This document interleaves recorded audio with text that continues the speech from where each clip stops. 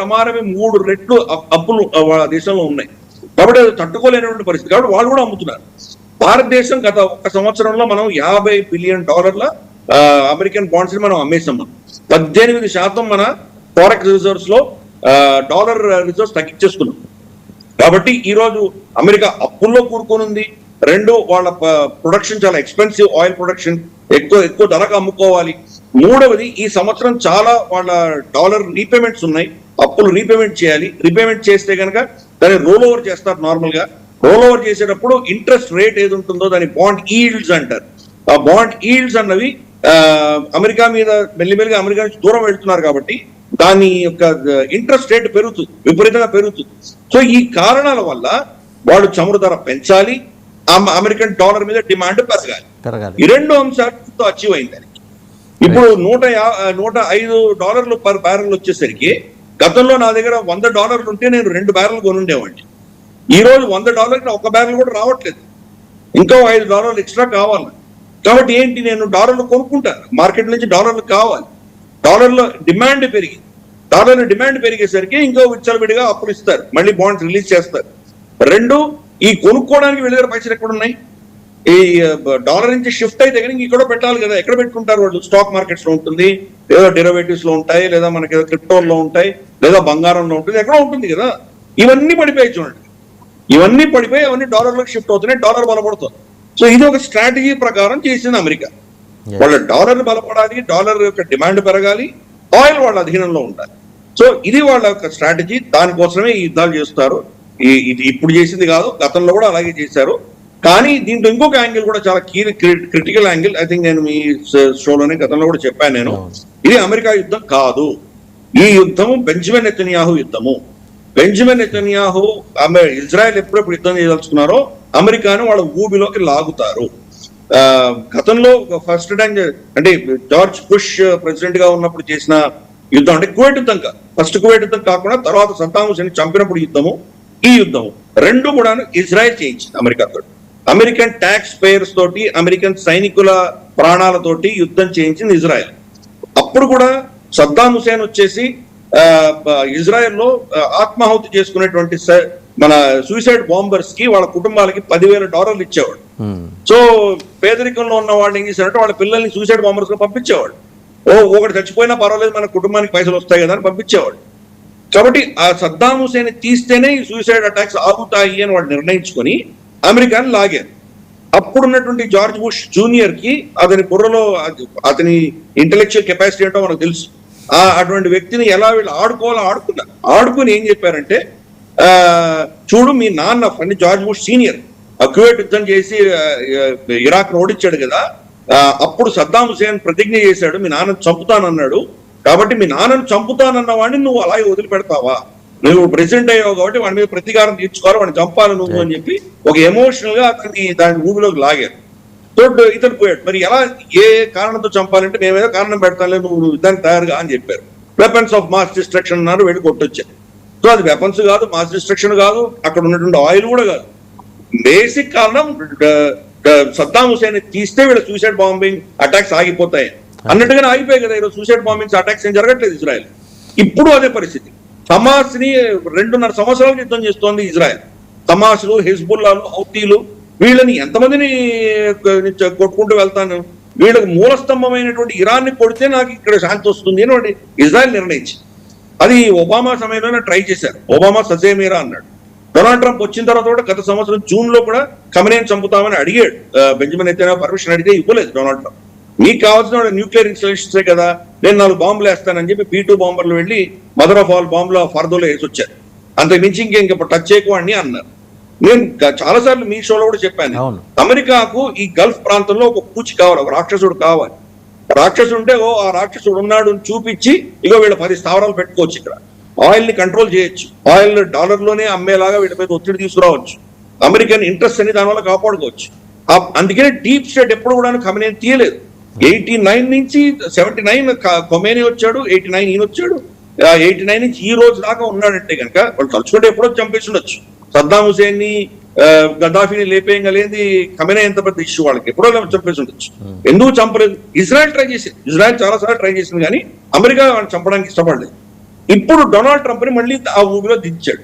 ఇది ఏం చేశాడన్నది మనకి క్రమేపీ తెలుస్తుంది. ఇప్పుడు డెవలప్మెంట్ కనుక చూస్తే గిరిధర్ గారు, నిన్న Israel military secretary to Iran ఆయన్ని అసాసినేట్ చేసింది టెహ్రాన్లో. ఆయన ఎంత ఛార్జ్ తీసుకుని 1 వీక్ ఆయన జస్ట్ ఎవరు అబోల్ ఘషేమ్ బబేయన్ ఆయన ఛార్జ్ తీసుకుని 1 వీక్. ఎవరు అంతకుముందు ఆయన ప్రెడిసెసర్ని చంపారు వీళ్ళు ఆ రోరింగ్ లైన్లో. సో ఆయన ఎవరు direct military secretary to Iran. అంటే మొత్తం కుంభస్థలాన్ని కొట్టే ప్రయత్నం చేస్తుంది. ఉన్న టాప్ పొజిషన్ రేపు పొద్దున ఈ ముస్తఫా ఖమేనీ కూడా ఉంటాడా లేదా అని అనుమానం. ఇజ్రాయెల్ చెప్పింది కదా, మీరు ఎవరిని పెట్టండి 24 hours అంటుంది. ముస్తఫా కూడా చనిపోవచ్చు, అందుకనే బహుశా వాళ్ళు ముస్తఫాని ఇచ్చేసి ఉండొచ్చు. ఎందుకంటే ముస్తఫా ఆ దేశంలో ఒక డివిజివ్ ఫోర్స్. చాలా మంది ముస్తఫాని ఒప్పుకోరు, ఎందుకంటే వాళ్ళు వంశపారంపర్యంగా ఉండేటువంటి పొజిషన్ కాదు అని నిర్ణయించే ఖొమేనీ పోయిన తర్వాత ఖమేనీని పెట్టారు. వాళ్ళ కుటుంబంలో ఎవరిని పెట్టలేదు. కానీ ఇప్పుడు నెక్స్ట్ ఎవరున్నా వాళ్ళని టార్గెట్ చేశారు కాబట్టి ముజ్తబాని పెట్టినట్టు ఒక వర్గం చెప్తున్నారు. సో ముజ్తబా చనిపోయిన తర్వాత మళ్ళీ అసలైన వాడిని ఎవడో మళ్ళీ తర్వాత పెడతారు. సో ఇదొక నెరేటివ్ ఒకటి ఉంది. కానీ ఈ ఇజ్రాయేలీ ఆలోచన స్పెక్టాక్యులర్ లో ఫ్లాప్ అయింది గత 40-50 సంవత్సరాలు. హమాస్ ఉంది, హమాస్ నేతృత్వం లీడర్షిప్ ని వీళ్ళు చంపుతూనే ఉన్నారు. ప్రతిసారి హమాస్ లీడర్ ఎవరున్నాడో అతని యొక్క జీవితకాలం తగ్గిపోతుంది. మన ఇస్మాయిల్ హనియాని చంపారు, తర్వాత యాహియా సిన్వర్ని చంపారు, ఇలా ఎంతో మందిని చంపుతున్నారు. అలాగే హెజ్బుల్లాలో నస్రుల్లాని చంపారు. వాళ్ళ టాప్ లీడర్షిప్ చంపుతున్నారు. నిజంగా ఒక్కొక్కరిని చంపినటువంటి ఆ ప్లానింగ్ అది చూస్తే కనుక మనకు ఒక స్పై థ్రిల్లర్, ఒక సిరీస్ చేయొచ్చు. మనం అంత అద్భుతంగా చేశారు. వీళ్ళు పేజర్ బాంబులు పెట్టడం ఏంటి, బంకర్లో వెళ్ళి కొట్టడం ఏంటి, వాళ్ళ టాయిలెట్ల సీట్లలో వీళ్ళు బాంబులు పెట్టడం ఏంటి, అసలు మొసాడ్ పెనిట్రేషన్, మొసాడ్ ఆపరేషన్ అసలు అద్భుతం, అమోఘం. అంత కష్టపడి ఇంతమంది నేతలను చంపినా కానీ కూడా హమాస్ ఈరోజు పోయిందా, హిజ్బుల్లా పోయిందా, ఇంకా ఉన్నాయి కదా అవి. అంటే లీడర్షిప్ ని చంపినంత మాత్రాన మీకు సక్సెస్ అవ్వదు అన్న విషయం ఈ రోజు దాకా ఇజ్రాయెల్ ఇంకా దాన్ని యాక్సెప్ట్ చేయడం. సో అది అందుకే దానివల్ల దానికి ఇది వాళ్ళు చేయవలసింది ఏంటంటే వాళ్ళ సైద్ధాంతికంగా వాళ్ళని అటాక్ చేయాలి. అందుకనే ఇప్పుడు ఏమనుకుంటారంటే ఇరాన్ ని కొడితే కనుక వీళ్ళందరూ అయిపోతారు అన్నటువంటి ఒక ఆలోచనతో ఇరాన్ మీద పడ్డారు. ఇక్కడ కూడా మళ్ళీ తప్పు చేశారు. ఈ రోజు సరెండర్ అవ్వమని కనుక వాళ్ళు చెప్తే కనుక ఎవరు సరెండర్ అవ్వాలి? సరెండర్ అవ్వడానికి నేతృత్వం లేదు అక్కడ. ఇప్పుడు ముజ్తబాను కూడా చంపేస్తామంటున్నారు. ముజ్తబా కూడా చంపేస్తే సరెండర్ ఎవరు అవుతారు? ఇరాన్ అన్కండిషనల్ గా సరెండర్ అవ్వాలి అని డొనాల్డ్ ట్రంప్ చెప్పాడు. ఎవరు ఇరాన్ లో ఎవరు సరెండర్ అవ్వాలి? మీకు సరెండర్ అవ్వడానికి ఎవరికైనా ఫోన్ చేస్తే కానీ వాడు ఫోన్ తీసి ఫోన్ పెట్టేంత లోపల ఇజ్రాయెల్ మిసైల్ వచ్చి కొడుతుంది అతను. ఈ ఎవరు ఫోన్ తీసుకుంటారు? మీ ఫోన్ ఎవరు తీసుకుంటారు? జయశంకర్ గారు నిన్న పార్లమెంట్ కూడా చెప్పారు కదా, ఇరాన్ తో మేము కమ్యూనికేట్ చేయలేకుండా ఉన్నాం, ఎవరితో మాట్లాడాలో అర్థం కావట్లేదు మాకు అంటున్నారు. దాని అర్థం ఏంటి? ఎవరు కూడా ధైర్యం చేసి ఫోన్ ఎత్తేటువంటి పరిస్థితులు లేరు. ఫోన్ ఎత్తంగానే ట్రాక్ చేస్తున్నారు, వాళ్ళని కొడుతున్నారు. మరి డొనాల్డ్ ట్రంప్ స్వయాన్ని చెప్పాడు కమ్యూనికేషన్ లేదన్నాడు. ఎవరు సరెండర్ అవుతారు? సో అందుకని ఈ నేతలందరి నేతృత్వాన్ని కొట్టుకుంటూ వెళ్తే కనుక ఇబ్బంది పడేది ఇజ్రాయెల్, అమెరికాని ఇబ్బంది పడదు. ఎవరు సరెండర్ అవుతారు? సరే ఒక నిమిషం అనుకుందాం, వీళ్ళ మిసైల్స్, వీళ్ళ డ్రోన్స్, వీళ్ళ శక్తిని కంప్లీట్ గా నాశనం చేసిందా అని అనుకుందాం. నాశనం చేసిన తర్వాత నెక్స్ట్ ఏంటి? మీరు ఆ రెజ్యూమ్ చేంజ్ చేయగలరా? రెజ్యూమ్ చేయాలంటే మీరు మనుషులు వెళ్ళాలి అక్కడికి. బూట్స్ ఆన్ ద గ్రౌండ్ లేని మీరు మనుషులు వెళ్ళాలంటే అక్కడ రెజ్యూమ్ చేంజ్ చేయలేదు. ఆ రెజ్యూమ్ అయినా కానీ మీరు తీయలేదు. సో కాబట్టి దాన్ని ఏం చేయగలరు మీరు? రజీమ్ అనేది ఒక వ్యక్తి కాదు. మనకు సద్దాం హుసేన్ అనేది ఒక వ్యక్తి, వ్యక్తిని చంపేశారు మీరు. ఇంకెవరో మనకు గద్దాఫీ అన్నది ఒక వ్యక్తి, నికోలస్ మడూరో ఒక వ్యక్తిని తీసేశారు. కానీ ఇక్కడ సిస్టమ్ మీరు ఎలా తీయగలరు? వ్యక్తులందరూ పోయినా కానీ సిస్టమ్ నడుస్తుంది. కాబట్టి అది వీళ్ళకి అర్థం కావట్లేదు. వీళ్ళ అప్రోచ్ అనేది చాలా స్ట్రాంగ్ అది. కానీ నేను చెప్పాను కదా, ఇజ్రాయెల్కి ఏంటంటే ఇప్పుడు ఖమేనీని చంపేసి ఆ లీడర్షిప్ చంపేసి వీళ్ళ కెపాసిటీని కనుక క్షీణించగలిగితే వాళ్ళకు ఒక 5-6 సంవత్సరాల శాంతి ఉంటుంది వాళ్ళకి. అది వాళ్ళ టార్గెట్. మళ్ళీ ఒక 6-7 ఏళ్ల తర్వాత మళ్ళీ ఈ రాక్షసత్వం మళ్ళీ రావచ్చు, వీళ్ళు బలం పుంజుకోవచ్చు, ఆ ప్రాబ్లం ఉండొచ్చు. కానీ కనీసం ఒక 5-6 ఏళ్ళు వీళ్ళకి శాంతిగా ఉంటారు. అందుకని ఇజ్రాయెల్ ప్లాన్ ఇది. ఇజ్రాయెల్ యొక్క అజెండా ప్రకారం అమెరికా నడుస్తోంది. అందుకని ఈరోజు అమెరికాలో చాలా మంది విశ్లేషకులందరూ కూడా మన యుద్ధం కాదు, ఏదో వేరే దేశాని కోసం మన పిల్లలు చచ్చిపోతున్నారు. చనిపోయినటువంటి 6 మందిలో 6 కాదు, ఇంకొక సైనికుడు చనిపోయాడు. 7 మంది, 7 వచ్చింది ఇప్పుడు కౌంట్. దాంట్లో 4 మాత్రమే ఐడెంటిఫై చేశారు ఇంతవరకు, మిగతా 3 పేర్లు ఇవ్వలేదు. ఆ 4లో ఒక అబ్బాయి అయితే 20 ఏళ్ళ అబ్బాయి, చాలా చిన్నవాడు. సో వీళ్ళని బలిపశువులు చేస్తున్నారు అని చెప్పి అమెరికాలో పెద్ద డిస్కషన్, చర్చ నడుస్తుంది. సో ఇదంతా కూడా ఏంటంటే అమెరికా యుద్ధం కాదు, ఇది ఇజ్రాయెల్ యుద్ధము. ఇజ్రాయెల్ యుద్ధంలో అమెరికా ట్యాక్స్ పేయర్ పైసలతోటి, అమెరికా సైనికులతోటి, అమెరికా అస్త్రశస్త్రాలతోటి వాళ్ళ అజెండాను ముందు తీసుకెళ్తోంది ఇజ్రాయెల్. లాస్ట్ టైం చేశారు, ఈసారి కూడా చేశారు. ఎగ్జాక్ట్ గా ఇదే చేస్తున్నారు. అది వాళ్ళ దౌత్యపరమైన వాళ్ళ స్ట్రాటజీ, ఇజ్రాయెల్ స్ట్రాటజీ అమోఘం. అమెరికాని ఎలా వాళ్ళు వాడుకోగలుగుతున్నారు అనేది ఇది ఒక పెద్ద స్టడీ. మనం ఇట్స్ బిగ్ స్టడీ మెటీరియల్. కొన్ని ఒకసారి సాంబశివరావు గారు ఇప్పుడు ఎగదోయాలని చూశాడు, కుర్దుల్ని ఎగదోయాలని చూశాడు, మళ్ళీ వెనక్కి తగ్గాడు ట్రంప్.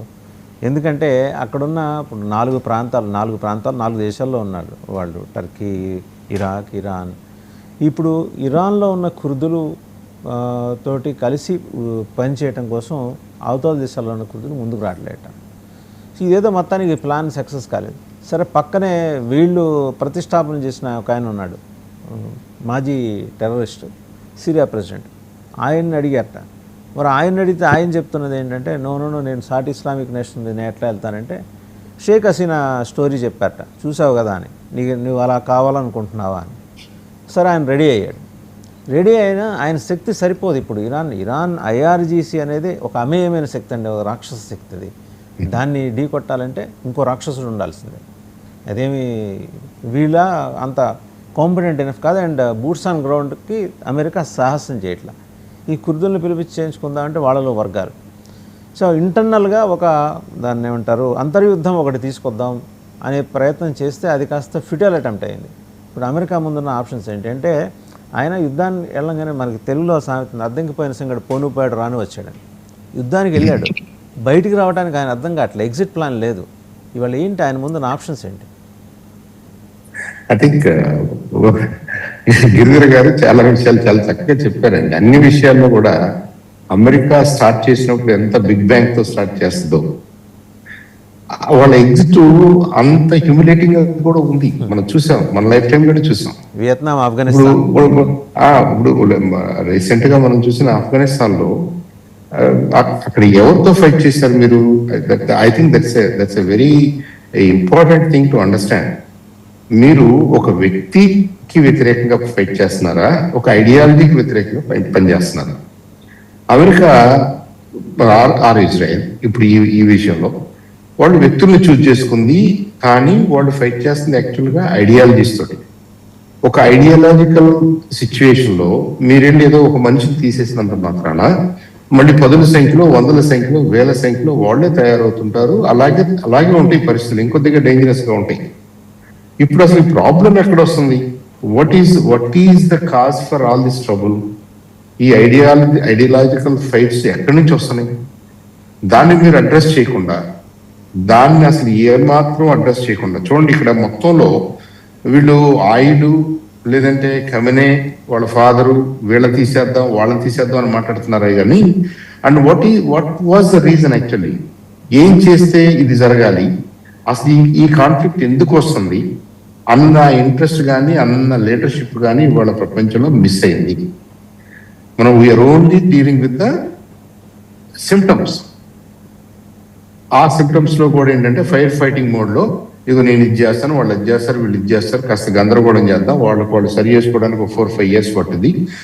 ఇందాక గిరిధర్ గారు అన్నట్టుగా they are buying installments of peace. They are not creating a solution for peace. వాళ్ళ దగ్గర సొల్యూషన్ ఏం లేదు. ఇది నేను నిన్ను అక్కడ కొడితే అమ్మో అనుకుంటా, నువ్వు కాసేపు కూర్చుంటావు కాబట్టి నేను ఈ లోపు నాకు కొంత టైం వస్తుంది అనుకుంటున్నారు. So Israel has no plan, Israel has no solution, అమెరికాకి సొల్యూషన్ లేదు. అయితే ఈ ప్రాసెస్ మొత్తంలో సంబడి హ్యాస్ టు బెనిఫిట్. కాబట్టి ఆ బెనిఫిట్ సైడ్ లో మాత్రం దేశాలు తొందరపడుతున్నాయి. ఉదాహరణకి ఇప్పుడు ప్రపంచం అంతా కూడా రెన్యూవబుల్ ఎనర్జీస్ వైపు నడుస్తుంది. వాస్తవం గారు, మన ఇండియా లాంటి పెద్ద ఎకానమీస్ కూడా మనకి వీలైనంత సోలార్ ఎనర్జీ అనో ఇంకోటనో మాట్లాడుతున్నాము. అంటే the likelihood of consuming oil in future అది తగ్గే అవకాశం ఉంది. అన్ని దేశాల్లో తగ్గే అవకాశం ఉంది. At the same time reserves కూడా తగ్గుతున్నాయి. రెండు తగ్గుతున్నాయి. ఆయిల్ రిజర్వ్స్ తగ్గుతున్నాయి.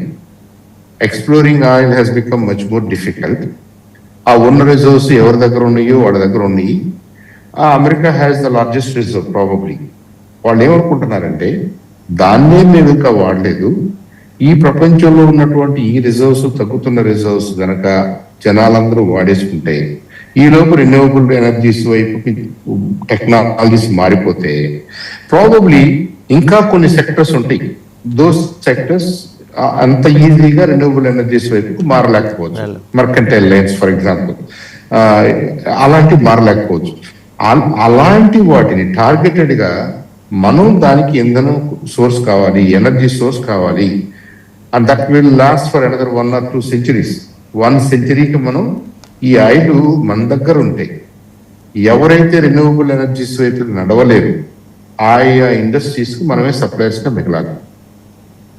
కాబట్టి ఇప్పుడు ప్రపంచంలో ఉన్న ఆయిల్ కంట్రీస్ అన్నిటిని తన కంట్రోల్లో పెట్టుకుని కంట్రోల్డ్ గా దీన్ని వాడుకుంటూ ఎవెన్చువల్ గా అమెరికన్ రిజర్వ్స్ ని ట్యాప్ చేయాల్సి వచ్చినప్పుడు, అలాస్కాలో ఉన్నది కానీ ఇంకో చోట ఉన్నది కానీ వాళ్ళ రిజర్వ్స్ ని సేవ్ చేసుకో, అంటే వాళ్ళ రిసోర్సెస్ అన్ట్యాప్డ్ గాని అట్టి పెడుతూ ఈ కొరతని లాంగ్ టర్మ్ మనం ఎక్స్ప్లాయిట్ చేయొచ్చు. అంటే ఇప్పుడు మనం 50 నుంచి 100 అయితే ఎలా ఇబ్బంది పడుతున్నాం, ఫ్యూచర్ ఇది 500, 1000 అంటే ఈ కరెంట్ వాల్యూ ఆఫ్ మనీతోనే మాట్లాడుకుంటే అన్ని రెట్లు పెరిగిపోయింది అనుకోండి, that it self can become a very good resource, very good source for American economy in the coming century అనే ఒక క్రూడ్ క్యాల్కులేషన్ లో అమెరికన్ మిషనరీ నడుస్తుందని కూడా విశ్లేషణలు ఉన్నాయి.